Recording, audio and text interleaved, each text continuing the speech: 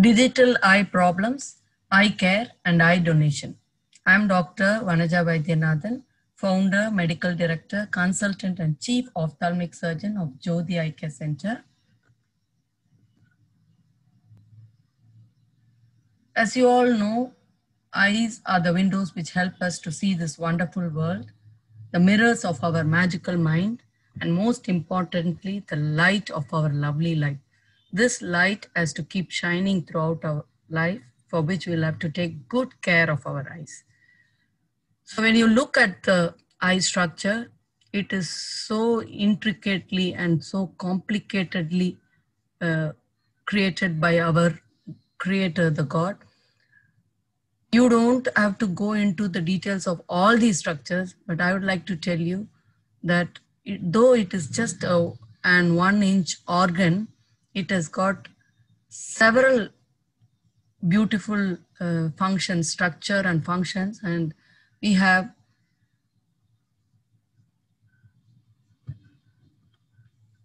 three important structures that I would like to point out to you. One is the front transparent window, the cornea. The iris with the pupil comes second in the list, but it is the second layer, but more important is the lens, which if it is diseased, it becomes cataract. And then the most important, I would say, VVIP of the eye.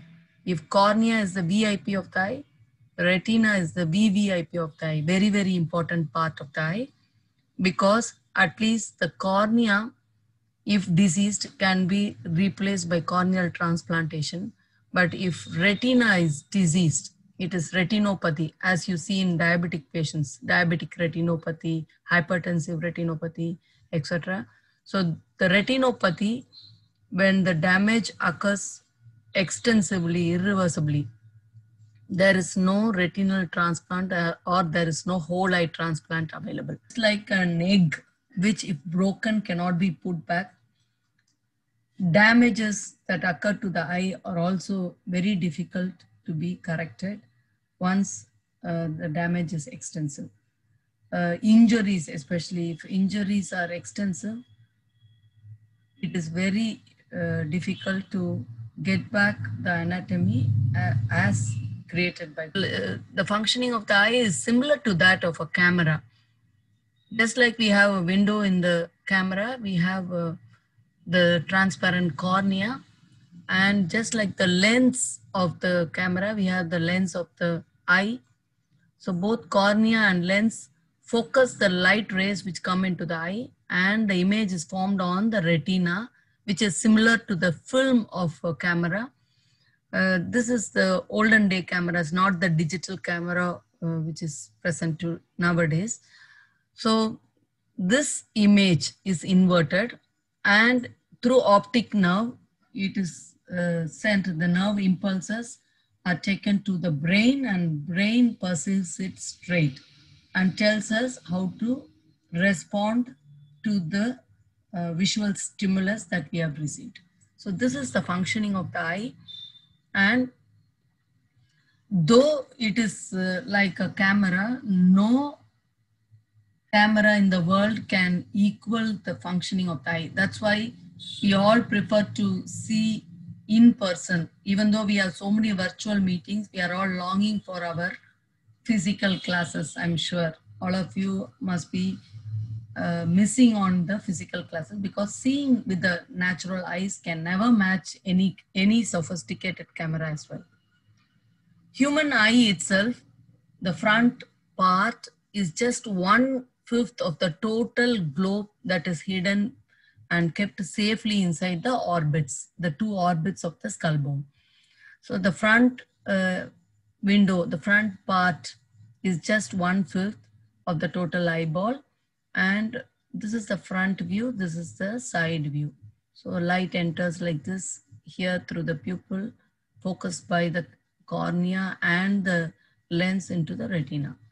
The front transparent cornea is totally invisible. We tend to think that the black of the eye is the first layer, the iris as the first layer, but we have a transparent membrane over it. It's the cornea, and this cornea becomes visible only when there is a problem in it, when there is an abrasion, when there's an injury, when there is a disease, infection, etc. So why is this 1-inch organ given so much importance?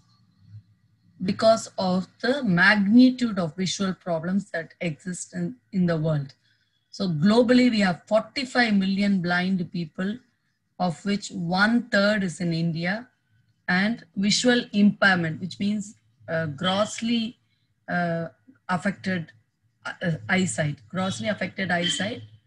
may not be blindness, but patients with visual impairment have very less vision, that they cannot be, they cannot work like a normal human being.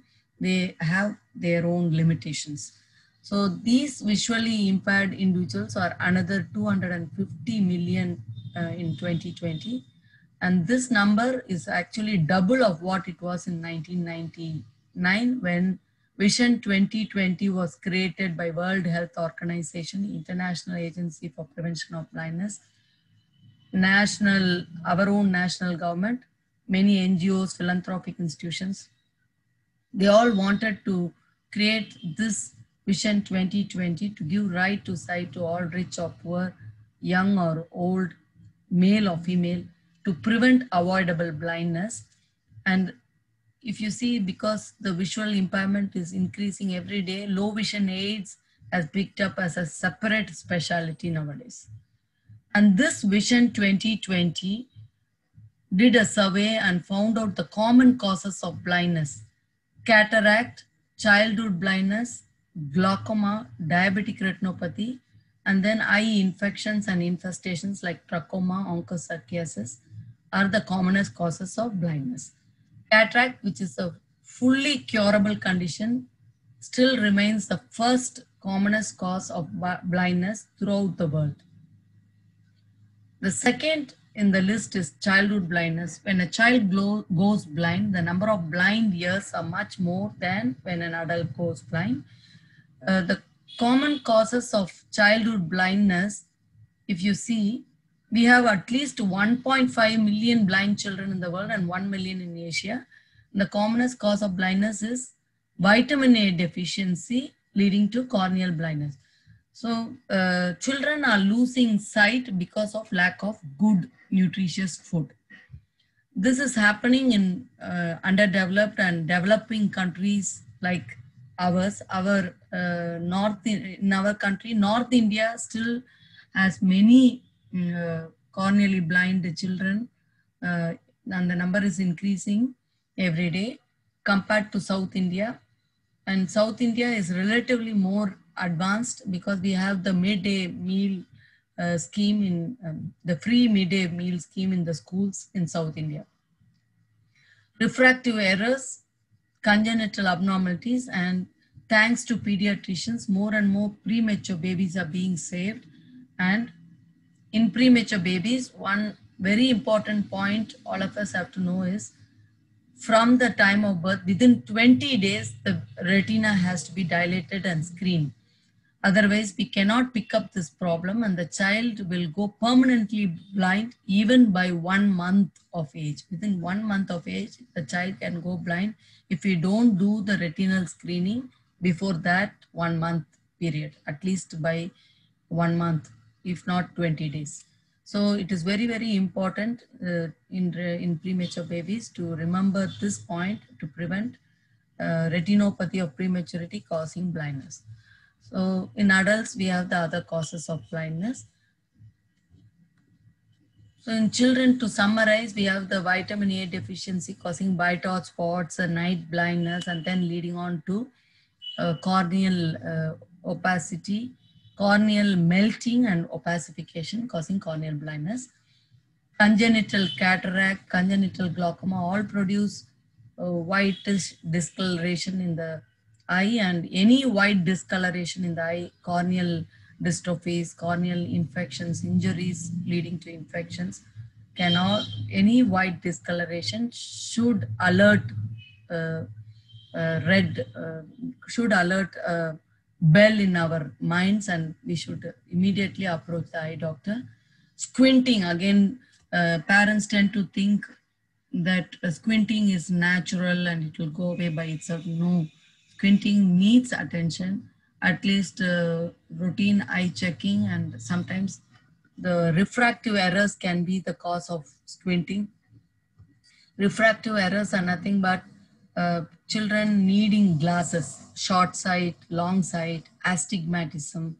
These are conditions where a child cannot see the board clearly or will have a lot of eye strain to do near work, as in hypermetropia and astigmatism. So we'll have to give spectacles to help them see better and have less problems with their eyes, and in order to have a better education. So parents generally tend to think wearing glasses is a taboo. So they try and ask to have other solutions. They say, is there anything else other than wearing specs? No.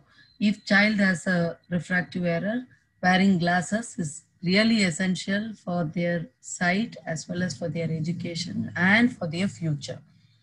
So when the child is growing, there's nothing else that can be done. Within the age of 10 years, if they have a refractive error, it has to be detected and corrected. Otherwise, they develop what is called amblyopia or lazy eye status, in which the child goes permanently blind because of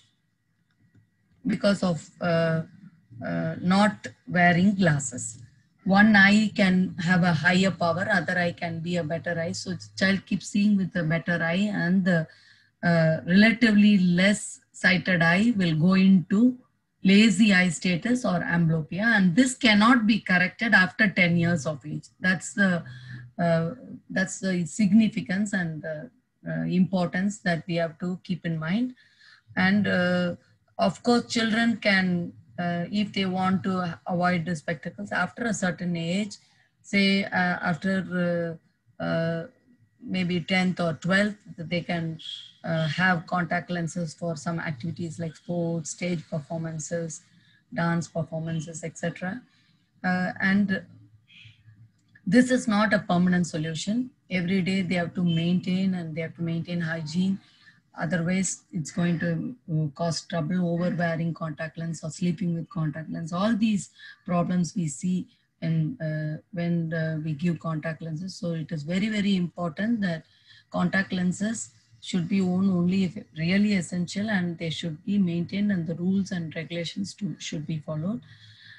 Permanent correction, which means the sight with glasses can be obtained without glasses also, with procedures like LASIK laser or Xioptics laser or ICL, implantable collamer lens, after 18 years of age. This can be done only after 18 years of age when the power is stable. So children till that age, they have to remember that wearing glasses is important, and regular wear is important to have good sight and trouble-free studies, trouble-free education. Screening for eye problems becomes very essential um, from preschool age. So the first screening has to start at the age of 2.5 to 3 years, when the child starts going to preschool or school. And this is important because refractive errors, the power problem in the child can be picked up at this stage. Vitamin deficiencies causing this sort of problem, white or spot or dryness in the eyes. And then the congenital defects, squinting, all these can be picked up. That's why we do school screening to children from LKG itself. And Jyoti Eye Care Foundation also has taken up school screening program right from the beginning for 22 to 23 years. Now we've been doing school screening for children regularly. And pre-college age, the next screening is important because children grow very fast between 12 to 18 years. And during this stage, powers, even normal children can develop some refractive errors. The eyeball grows very fast. And also infections, accidents and injuries are very common at this age. And presbyopic age, it is very, very important. After 40 years, picking up problems like cataract, glaucoma, diabetic patients, diabetic retinopathy silently causes damage, and age-related macular degeneration, etc. So in old age, all these age groups are very important. These 4 age groups are very important, but generally people with systemic problems or any other eye problem should visit eye doctor. And annual checkup for eyes itself is very, very important if you have to pick up problems at an early stage and treat. So in adults, cataract, glaucoma, diabetic retinopathy, and corneal blindness are the uh, are the leading causes of blindness. These are all problems which lead to quantitative sight loss. Now, again, cataract being the leading cause of blindness, I just want to mention that in cataract, we have very advanced treatment modalities. Earlier, we used to cut and take out the lens and put it in intraocular lens and suture. Nowadays, we have phaco emulsification or microphaco, which is done through very small incision and just a small video clipping for you to understand how the advanced cataract surgeries are done just through a needle. You see, a needle goes in, opens up the lens capsule neatly in a rounded fashion, and then the contents are emulsified, the nucleus and the uh, hard core. This is a very hard mature cataract. Even hard mature cataracts with the advanced technology now, we are able to crack, and we are able to do phacoemulsification. So this, but it is generally preferable for cataract patients to come little earlier. Earlier times used to wait for the cataract to mature, but nowadays cataract should not become very hard because it becomes very tough like this to emulsify the contents. We are not cutting and taking out, we are taking out through a very small hole by usage of this phacoemulsification.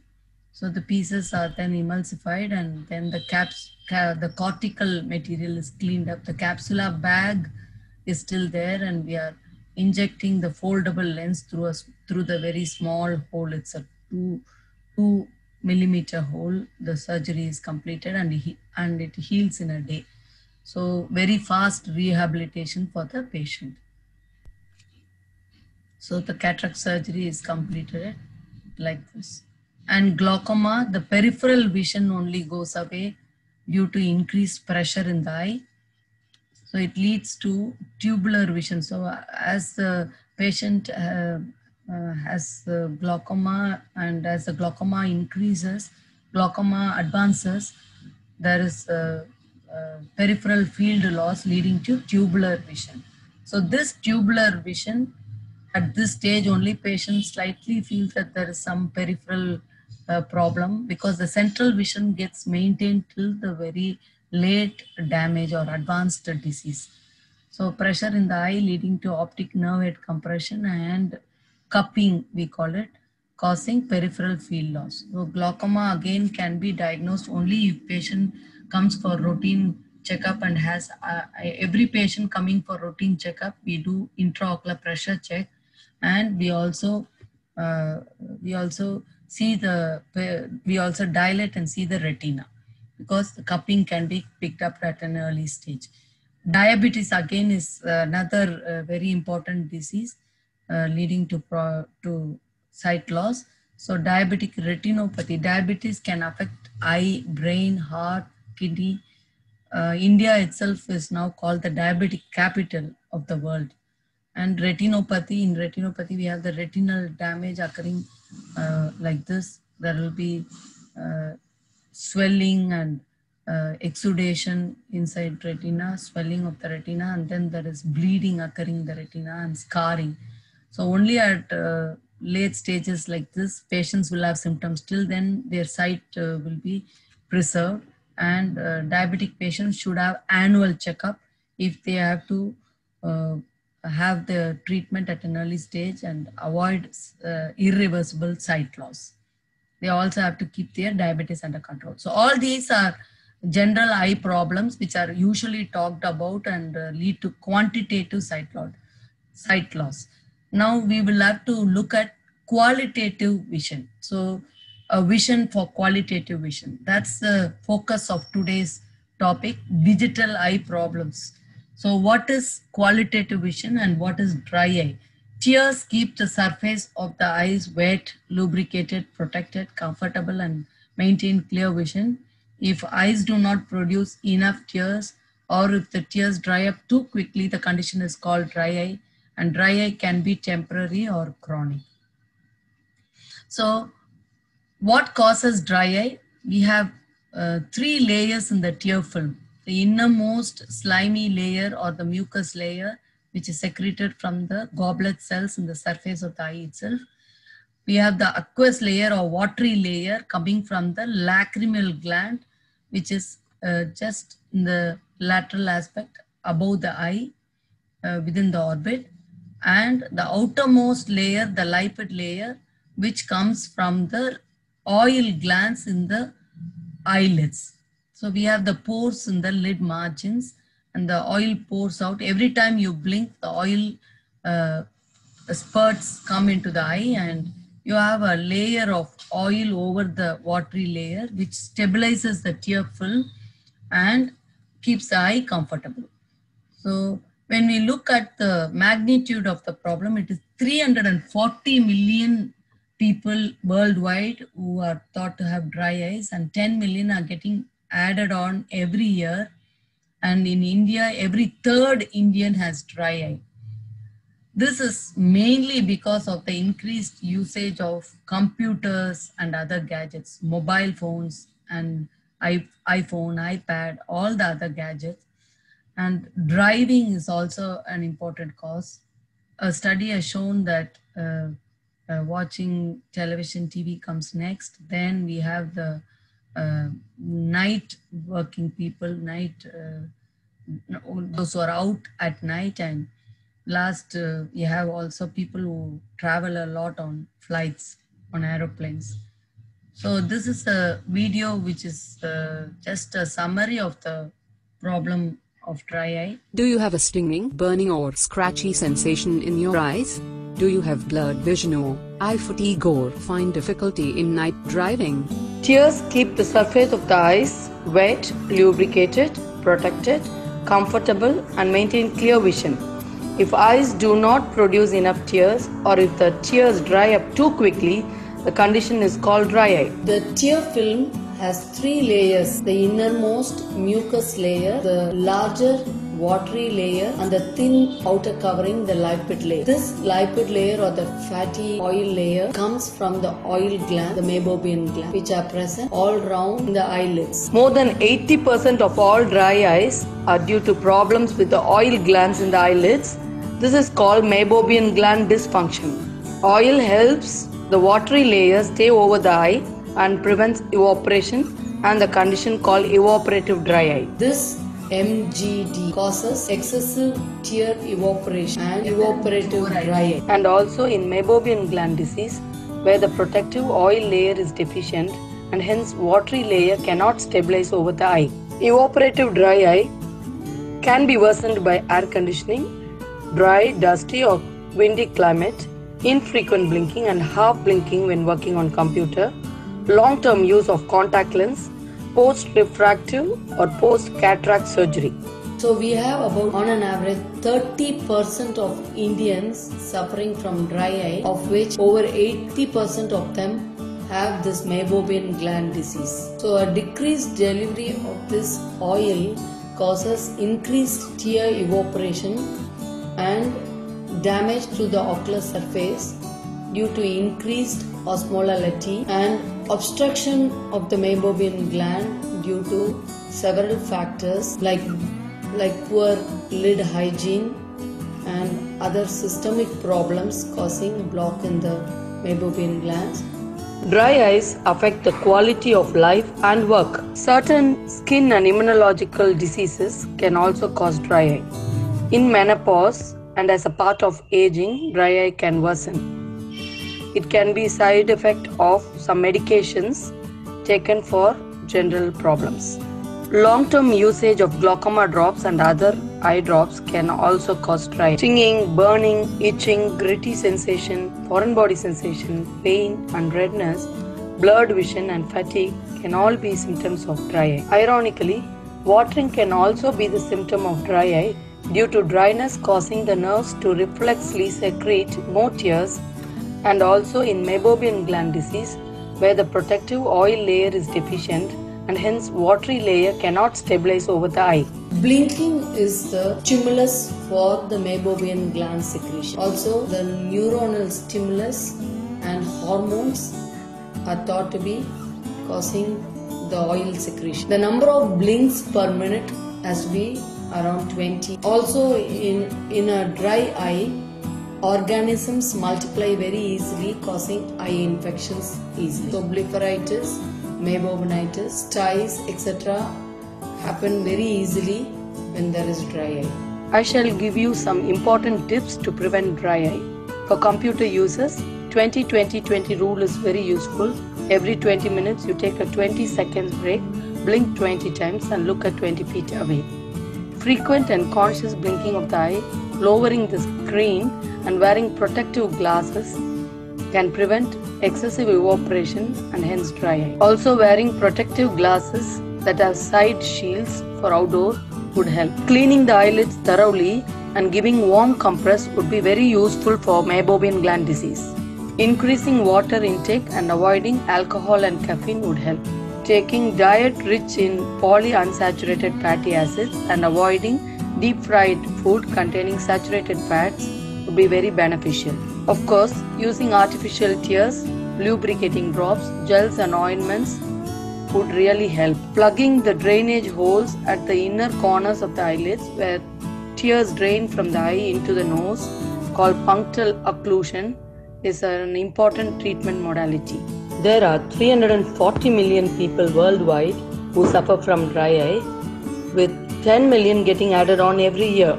Roughly, every third Indian is now thought to have dry eye. Treatment for dry eye is very important. If left untreated, complications such as infection, inflammation and scarring of the transparent cornea can occur, affecting the eyesight permanently. Treating Meibomian gland dysfunction with LipiFlow. LipiFlow is the most efficient technique to treat dry eye. It removes blockages in the Meibomian glands, allowing them to properly function and produce the oils that make up the top protective lipid layer of the tear film for ocular comfort and stable vision. At Jyoti Eye Care Center, we have the state-of-the-art dry eye clinic with LipiScan and LipiFlow to diagnose and treat Meibomian gland disease and all types of dry eyes.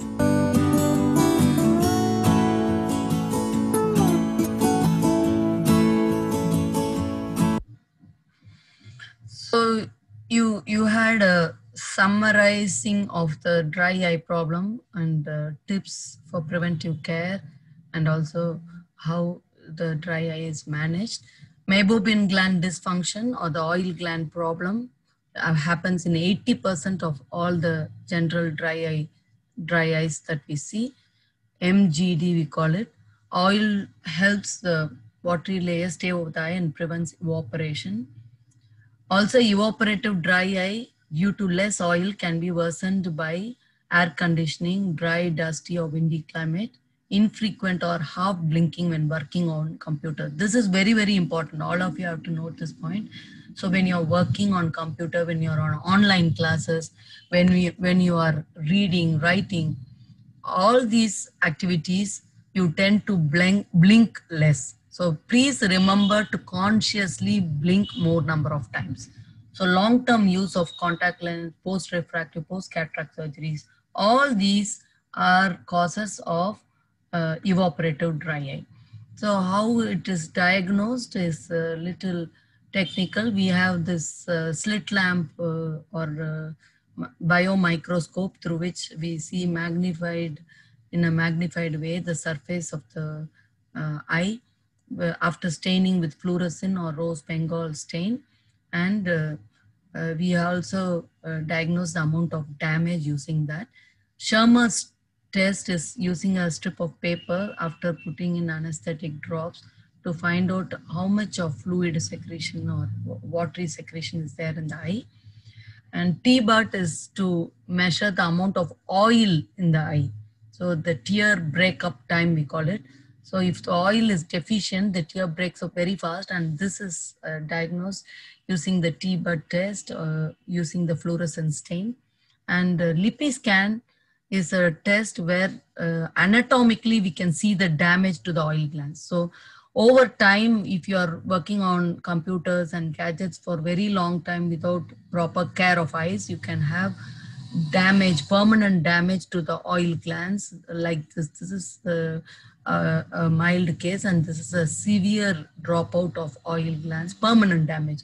And this is happening even to children and young adults. And that's a worry these days, because dry eye problem is now rampantly increasing. It is a silent epidemic, I should say. And dry eye clinic we created just for this problem, first of its kind in Puducherry, with state-of-the-art facilities, the Lipi scan and Lipi flow. And we have a flow chart to follow. Just like the Snellen's chart is used to measure the quantitative vision, there are charts to assess the qualitative vision. The dry eye is picked up by using these speed charts, and the OSDI scoring, and amount of dry eye is picked up using other higher equipments as well, Lipi scan. And Lipi flow is technology which helps in opening up the oil glands. There is a lid massager, the activator, which is fitted into the eye, and there is a sleeve which gives warm compress to the lid margin and massages and opens up every gland. It's just one-time treatment, and the oil glands are all opened up, melted, and the contents are melted and let out by the warmth and pressure given to the lid margins. It's like a lid spa. Now, coming to computer vision syndrome itself, it is a disease now which is seen: eye strain, headache, blurred vision, glare, eye irritation, contact lens discomfort, also neck and shoulder pain with back pain. All put together is computer vision syndrome. Blinking frequently to lubricate the eyes is important, and it is most important for contact lens wearers. Conscious effort should be made to blink frequently. And there's something called 20-20-20 rule, which was mentioned in the video also. Every 20 minutes, you take a 20-second break, blink 20 times and look at 20 feet away. So this helps in lubricating eyes and preserving the comfort of the eye and avoiding computer vision syndrome. Eye pain, headache, strain, all put together, which is CVS or computer vision syndrome. And wearing an anti-glare coated spectacle, anti-reflective coating or anti-glare coating, we call it, and gray tinted glasses or auto cooling, we call it. So these are photochromatic, is the other name, and these are very important to act as absorbers and also to reflect the excess light from the computers. And the monitor itself has to position at about 20 inches at least from our eyes, should not go very close to the computers, and keeping the computer screen at eye level or just below eye level would be very useful, and keeping all other parts like mouse and keyboard, CPU, all within reachable distance. Ergonomics, we call it, is very, very important to prevent CVS. And the black characters on white background is preferable to the dark background with white letters. And also the size of the text should be 3 times the size of the smallest text you can read. So that will reduce eye strain a lot.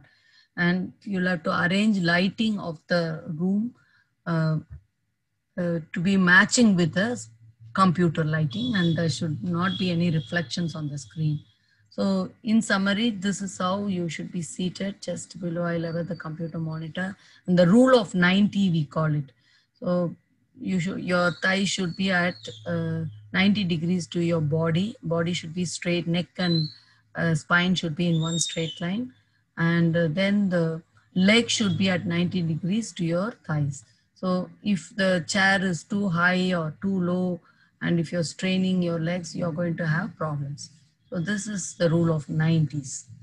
So summarizing, the monitor location, anti-glare screen, then the light effect, then AC, avoiding AC blowing into the eye, and 20-20-20 rule, and blinking frequently. All these are very important to prevent computer vision syndrome or digital eye strain. The blue light of the computer itself is very harmful to the retina also, and you should definitely remember that and wear protective glasses.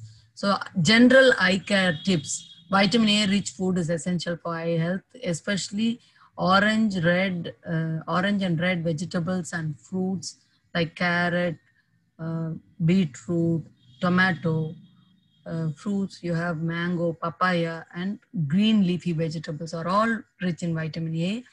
And they also have rich minerals and all other vitamins which are needed for the disease resistance, especially during this COVID season.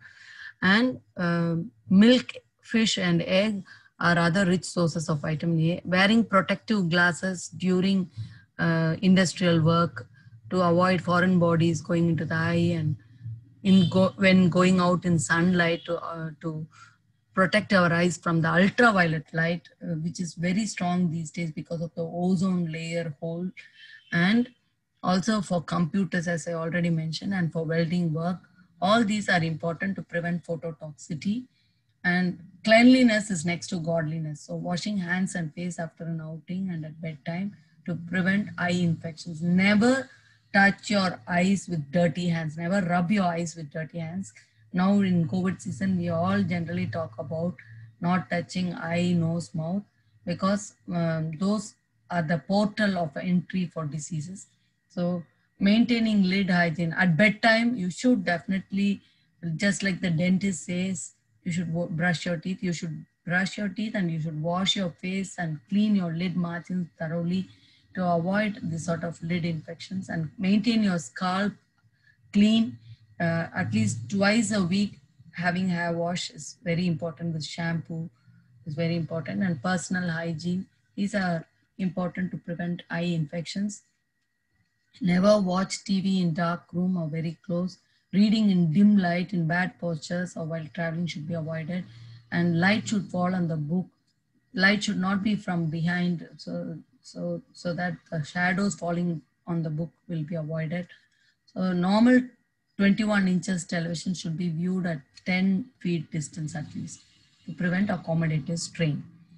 And the 5 F's we say: fall of foreign body, fights, fireworks, fall somewhere, and fumes or chemicals falling into the eye. All these are emergencies and should mandate visiting an eye doctor immediately. You can gently wash with clean drinking water, or not the tap water when there is an eye injury, because the tap water also contain organisms. The drinking water or the AquaGuard water we can use, but visiting the eye doctor immediately is very important.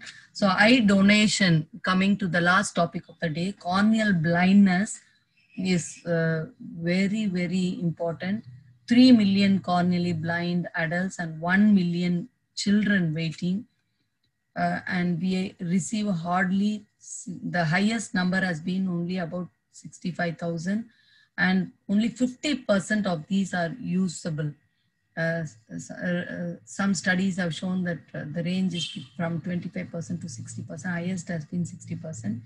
And the highest number of corneal transplants that have been done in a year is 44,000, which is the second most common transplantation next to blood bank. But the need is at least 1 lakh transplants we have to do per year to clear the lakhs of backlog staying behind. So we need to increase the number of donations by 4-fold. So to do 1 lakh transplants, we need at least 2 lakh eyes, and we have 8 to 9 million deaths occurring every year in India, whereas the need is only 3 million. But even if 1/3 of these people dying donate eyes, we will have more than enough. We can even give, if half the people donate, half the dying people donate, we can even send eyes to other countries in the world needing corneas. But the present status is only highest has been only 65,000 in a year. So we need to make it a national revolution to increase the number of eyes donated, because when there's a corneal problem, we have to remove the cornea and transplant like this. Only the corneas are donated, not the whole eyes. So we now have the more advanced technology, which is the new message for you today. One cornea can be divided into superficial part and deep part and can be used for 2 patients. Deep anterior lamellar keratoplasty and deep Descemet's membrane endothelial keratoplasty.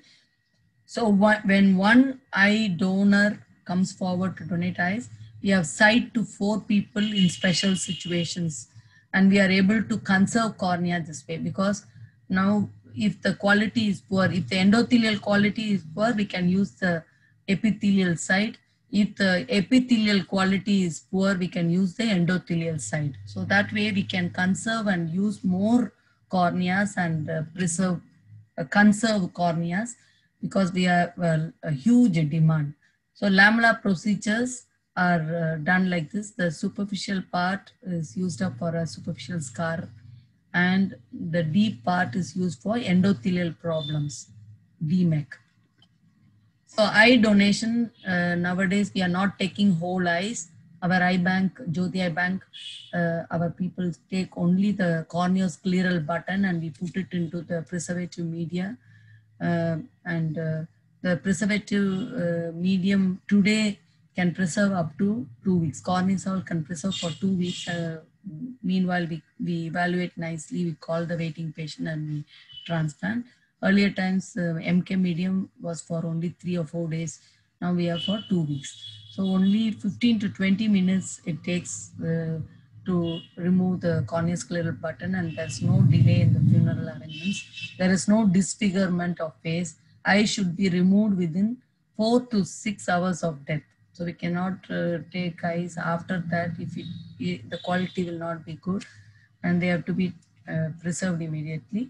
After taking the eyes, shells are inserted, and there is absolutely no disfigurement to face or even to the eyes. If the eye opens also, there is no disfigurement, because the shell placed inside gives a very natural appearance. So this is our youngest recipient. This child was born blind. One eye, she had corneal blindness, other eye was not developed at all. So we did, we put artificial eye in one eye, and the other eye we did corneal transplant. And this child is now an adult running normal life. She was brought from the Pillai Chavadi blind school and operated. And for the first time in her life, she was able to see the light and the world after surgery. And she is now cooking and taking care of family and leading a normal life with that transplanted eye only.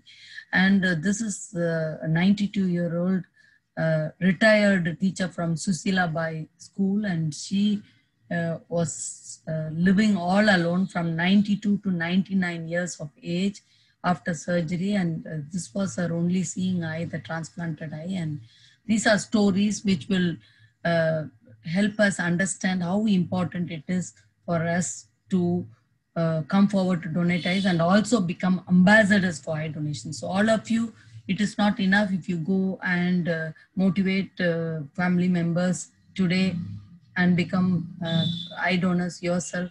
It is important to become ambassadors and motivate as many people as possible throughout your life. So today you'll have to go home and talk to your parents, to your sisters, brothers.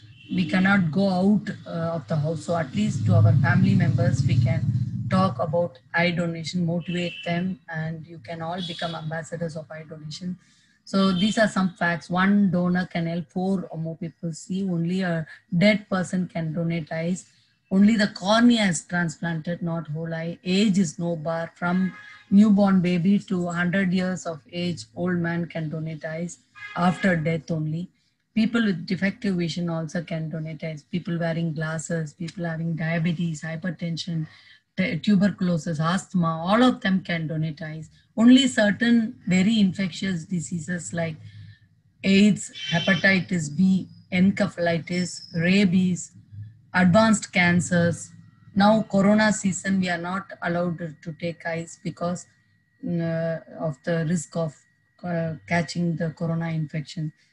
Temporarily, eye banks are all closed. That's why we thought during this season, we will take it as an opportunity to create awareness about digital eye strain and also about eye donation, which will be which will be even more essential after the COVID season is over, because we'll have more corneally blind people and the backlog will be more.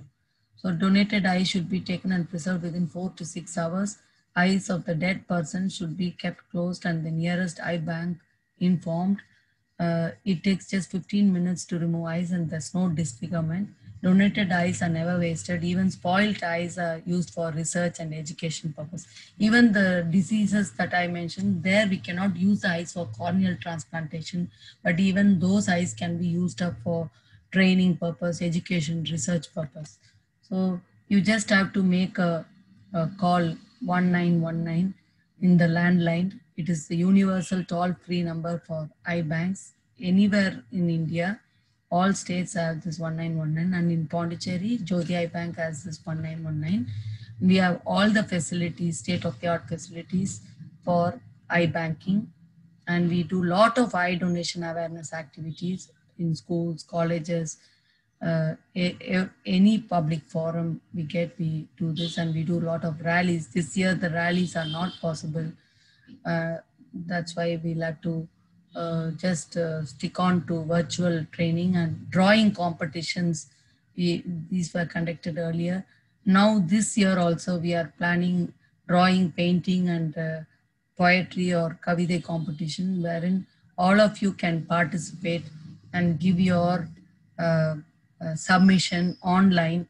You can click and send it either by WhatsApp or through email, the details of which I will share as a flyer to your school authorities, and they will pass on the information to all of you. So please come forward to take part in the eye donation, organ donation, and post-COVID dreams. That is the title that we are giving.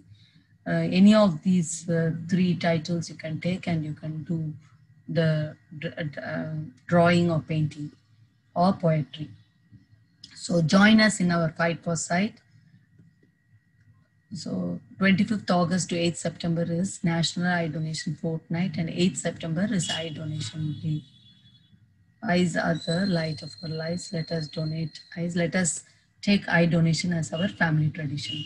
Now, organ donation also is important. This Hridendran is a 17-year-old teenager boy who died in an accident, and he was taking two-wheeler, though he was not permitted to. After 18 only it is allowed, but at 17 he was taking two-wheeler and he met with the accident and became brain dead. And both his parents were doctors, and hence they came forward to donate all his organs. And 9 people can be benefited by. Also in this COVID season, I would like to tell you the precautions you have to take. Washing hands, all of you know, with soap, or use sanitizer for 20 seconds at least. Wear face mask and avoid touching eyes, nose, mouth. Wearing mask properly is important. The mask should cover the nose and mouth. You should never pull down the mask. Pulling down the mask onto your neck is going to, the neck is an exposed part and the virus is present in the exposed part. When you pull it down to the neck and then bring it back to your mouth and nose, it is going to definitely take the virus straight into your nose if you have been exposed somewhere. So please remember never to pull down onto your neck.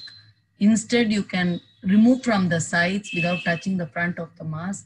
And if you touch the mask, you'll have to wash or sanitize your hands. Mask should be safely put into a cover, and it can be reused properly on the right side. So please do not pull down the mask. please wear it properly, covering the nose and mouth. Also maintain social distancing. And when you're coughing or sneezing, please remember to use your elbow, or if you're using your hands, you should have your tissue, or you should at least remember to go and wash your hands immediately. And please stay safe, stay at home. If it is very essential, only go out with all the precautions and stay strong. This too shall pass. Thank you all for your patient listening.